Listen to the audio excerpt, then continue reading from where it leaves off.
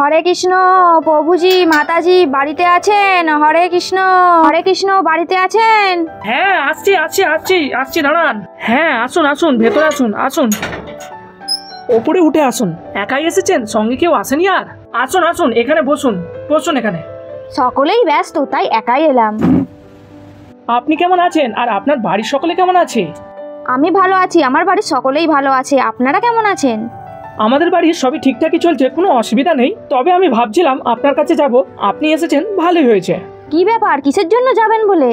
আসলে সামনেই তো জন্মাষ্টমী আসছে, তো এর আগে আমি কখনো জন্মাষ্টমীর ব্রত পালন করিনি। আমার এবারে মনে খুব ইচ্ছা হচ্ছে ভগবানের জন্মাষ্টমীর ব্রতটা আমি এবারে পালন করব। তো কিভাবে পালন করব, কি করতে হবে না, এগুলো সম্বন্ধে আমি জানবো। আর আপনারা তো জন্মাষ্টমীর ব্রত পালন করেন, তো আপনারাই বলতে পারবেন সঠিকভাবে ব্রতটা কিভাবে পালন করতে হবে। এই জন্মাষ্টমীর ব্রতটা কবে থেকে পড়েছে বা কখন পড়েছে, এই ব্রততে কি খাওয়া যাবে আর কি খাওয়া যাবে না, এই সবটাই আপনাদের কাছ থেকে জানতে পারবো বা আপনার কাছ থেকে ভালোভাবে জানতে পারবো। তাই ভাবছিলাম যে আপনার কাছে যাব, আপনি যদি গুছিয়ে বলে দেন। বাহ, আপনি জন্মাষ্টমীর ব্রত পালন করবেন, এ তো খুব ভালো কথা। আমি আপনাকে সুন্দরভাবে বুঝিয়ে দেব যে কিভাবে জন্মাষ্টমী ব্রত পালন করবেন। শুধু আপনি নয়, আপনার পরিবারের সকলকেই বলুন এই জন্মাষ্টমী ব্রত পালন করতে। আমি আপনাকে ডিটেলসে বলে দিচ্ছি আপনি কিভাবে এই জন্মাষ্টমী ব্রত পালন করবেন। আপনারাও মনোযোগ সহকারে শ্রবণ করে নিন জন্মাষ্টমীর ব্রত কথা আর কিভাবে এই ব্রত পালন করবেন। প্রথমেই আমি আপনাকে শ্রবণ করাই জন্মাষ্টমী ব্রত পালন করলে কি ফল লাভ হয়।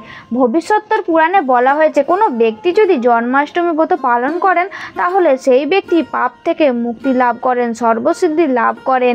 ব্রাহ্মণ, ক্ষত্রিয়, বৈশ্য, শূদ্র সকলেরই জন্মাষ্টমী ব্রত পালন করা কর্তব্য।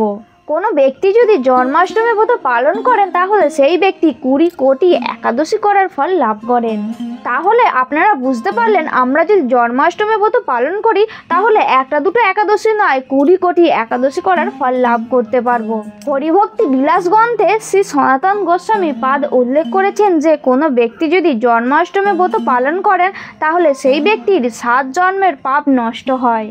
আবার উল্লেখ আছে যে জন্মাষ্টমী ব্রত করলে 10 মিলিয়ন অশ্বমেধ যজ্ঞের ফল লাভ হয়। ভাদ্র মাসের কৃষ্ণপক্ষের অষ্টমী তিথি কোনো ব্যক্তি যদি পালন করেন তাহলে সেই ব্যক্তির 100 জন্মের জীবহত্যার পাপ ক্ষয় হয়। প্রতি বছর যারা জন্মাষ্টমী ব্রত পালন করেন তারা নিরোগ, শান্তি, আনন্দ, সমৃদ্ধি, প্রসিদ্ধি এবং ভগবানের বিশেষ কৃপা লাভ করতে পারেন। তবে আপনাদের জেনে রাখা দরকার যে ভক্তরা এত কিছু ফল লাভ হবে এই আশায় কিন্তু জন্মাষ্টমী ব্রত পালন করেন না। ভগবানকে ভালোবেসে ভগবানকে সন্তুষ্ট করার জন্য এই ব্রত পালন করেন, যাতে ভগবানের প্রতি আরও প্রেমভক্তি বৃদ্ধি হয়।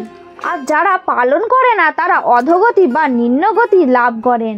আবার বিষ্ণু রহস্যে ব্রহ্মাজি উল্লেখ করেছেন যে যে ব্যক্তি জন্মাষ্টমী ব্রত পালন করে না, অর্থাৎ জন্মাষ্টমী ব্রতের দিন অন্ন, রুটি খায় বা পঞ্চশস্য গ্রহণ করেন, সেই ব্যক্তির সবহস্ত মানে মৃত ব্যক্তির হাতে দ্রব্য ভক্ষণজনিত পাপ হয়।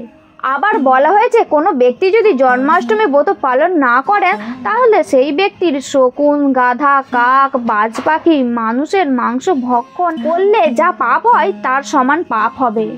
বিষ্ণু রহস্যে ব্রহ্মাজি আরও উল্লেখ করেছেন যে জন্মাষ্টমী ব্রত না করে কোনো ব্যক্তি যদি ওই দিন ভোজন করেন তাহলে সেই ব্যক্তিকে এই নিখিল জগতের সমগ্র পাপ স্পর্শ করে। এই জগতে যত প্রকার পাপ আছে তাকে স্পর্শ করবে। তার বংশের, অতীতের এবং ভবিষ্যতের শতপুরুষের নরকগতি হবে। কোনো জ্ঞানী ব্যক্তি যদি জন্মাষ্টমী ব্রত উপবাস পালন না করেন তাহলে সেই ব্যক্তিকে গভীর বনের মধ্যে সাপ হয়ে জন্মগ্রহণ করতে হয়।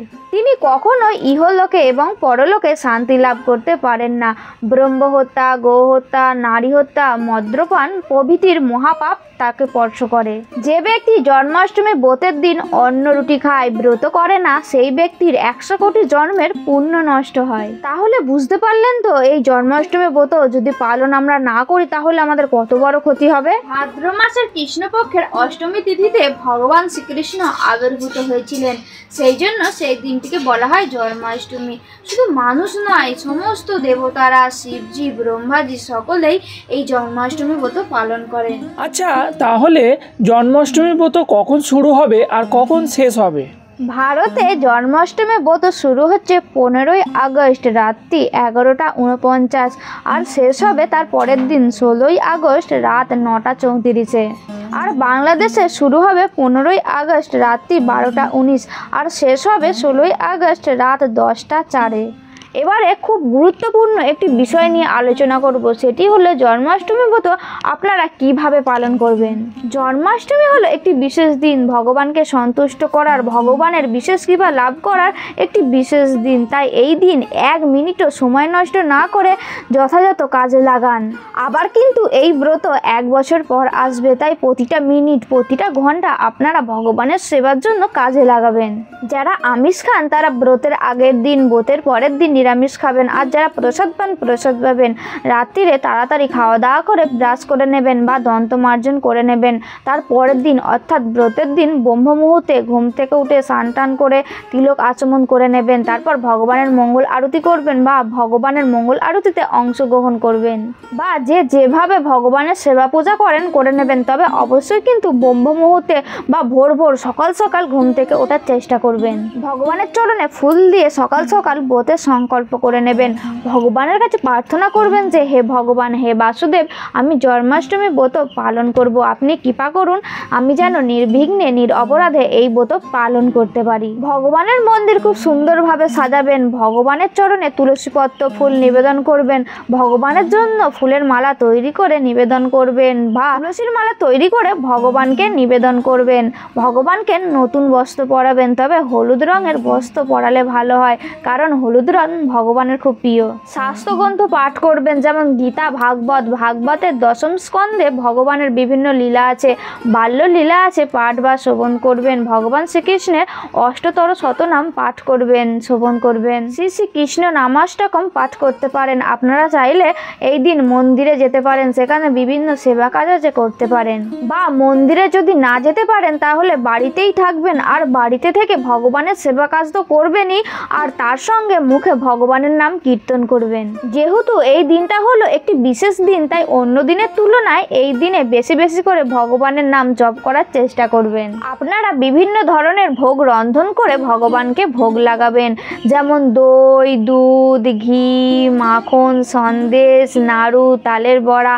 যেহেতু জন্মদিন ভগবানের, সেই জন্য কেকও বানাতে পারেন। সামর্থ্য অনুযায়ী যেমন পারবেন সেরকমই নিজেরা হাতে রন্ধন করে ভোগ লাগাবেন।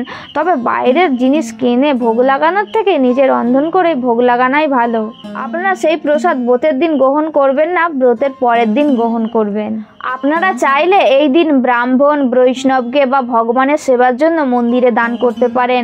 ভগবান শ্রীকৃষ্ণের গাভী অত্যন্ত প্রিয়, আমরা সকলেই জানি।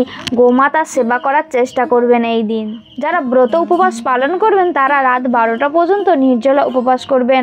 আর যারা পারবেন না, শরীর অসুস্থ বা গর্ভবতী মহিলারা, তারা একাদশীর মতো অনুকল্প প্রসাদ, ফল, জল গ্রহণ করতে পারেন। আর কেউ চাইলে সারাদিন সারা রাত নির্জলা উপবাস করতে পারেন।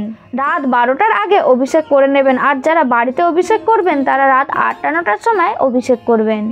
দুধ, দই, ঘি, মধু, গঙ্গা জল, মিছরি, বিভিন্ন ধরনের ফলের রস, ডাবের জল, অগুরু, গোলাপ জল, চন্দন বাটা দিয়ে অভিষেক করবেন। যারা অভিষেক করবেন তাদের যদি নতুন বস্ত্র থাকে তাহলে সেই বস্ত্রগুলো পরেই অভিষেক করার চেষ্টা করবেন। আর যদি না থাকে তাহলে পবিত্র ধোয়া কাচা বস্ত্র পরেই অভিষেক করবেন। অভিষেক করার পর বিভিন্ন ধরনের ভোগ ভগবানকে নিবেদন করবেন, তারপর ভগবানের আরতি করবেন। আপনারা চাইলে রাত 12টার পর অনুকল্প প্রসাদ গ্রহণ করতে পারেন।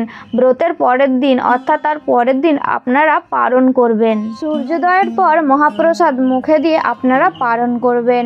ব্রতের পরের দিন অর্থাৎ জন্মাষ্টমীর পরের দিন জগৎগুরু শিলা প্রভুপাদের আবির্ভাব তিথি আছে। আপনারা চাইলে কেউ দুপুর পর্যন্ত উপবাস করতে পারেন। আর জন্মাষ্টমীর পরের দিন নন্দ উৎসব। এই দিন আপনারা বিভিন্ন ধরনের ভোগ রন্ধন করে দুপুরে ভগবানকে ভোগ লাগাবেন, তারপর সেই প্রসাদ গ্রহণ করবেন। তো আপনারা বুঝতে পারলেন তো এই জন্মাষ্টমী ব্রত পালন করলে কি হবে, না পালন করলে কি হবে, আর এই ব্রত কিভাবে পালন করতে হবে। সকলেই এই জন্মাষ্টমী ব্রত পালন করবেন। ভিডিওটি সকলের কাছে শেয়ার করে দিন, যাতে এই মাহাত্ম্যটি বা কিভাবে পালন করতে হবে শুনে সকলেই জন্মাষ্টমী ব্রত পালন করতে পারে। ভিডিওটি ভালো লাগলে অবশ্যই কিন্তু লাইক করবেন, আর কিছু জানার থাকলে কমেন্ট করবেন। পাশেই দেখুন চিলি পনিরের রেসিপি দেয়া আছে, দেখে নেবেন। এরকম ধরনের ভিডিও পাওয়ার জন্য চ্যানেলটিকে সাবস্ক্রাইব করবেন, আমাদের পাশে থাকবেন। ভালো থাকবেন, সুস্থ থাকবেন। দেখা হচ্ছে পরের ভিডিওতে। হরে কৃষ্ণ।